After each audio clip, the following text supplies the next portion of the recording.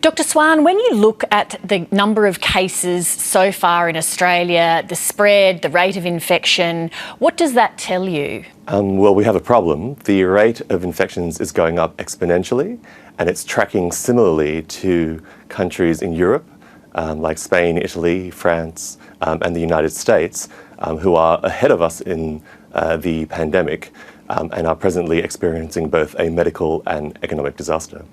So what do we need to do to be on a trajectory that's more like Hong Kong and Singapore? The reason Hong Kong and Singapore are okay, even though they are also very ahead of us in terms of time, is that they adopted personal social isolation and interpersonal distancing very early in the epidemic. They didn't wait for a huge number of cases.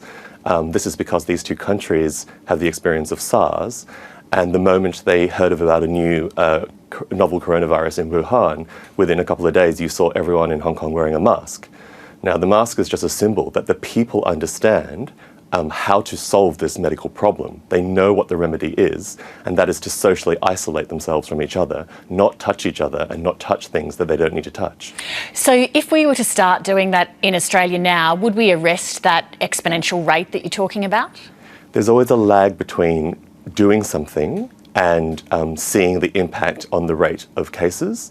But that's the whole point. Australia is at a very early time point. We are not experiencing a medical crisis right now, but if we don't do this right now, that is exactly what we're going to experience.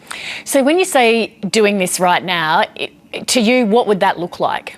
I think it's about our individual responsibility to understand what this epidemic is, what this virus is, and how it passes between people. And from my point of view, I think if you are able to, you should stay home. You should not go out if you don't have to.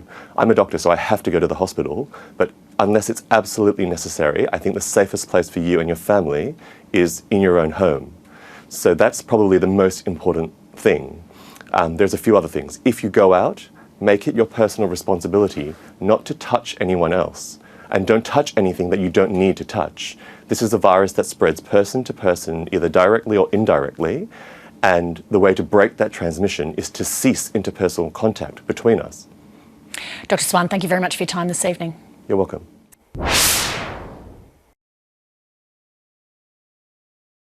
Hi, I'm Lee Sales. Thanks for watching this story. If you'd like to watch more of 7:30's stories, they are on the left of your screen.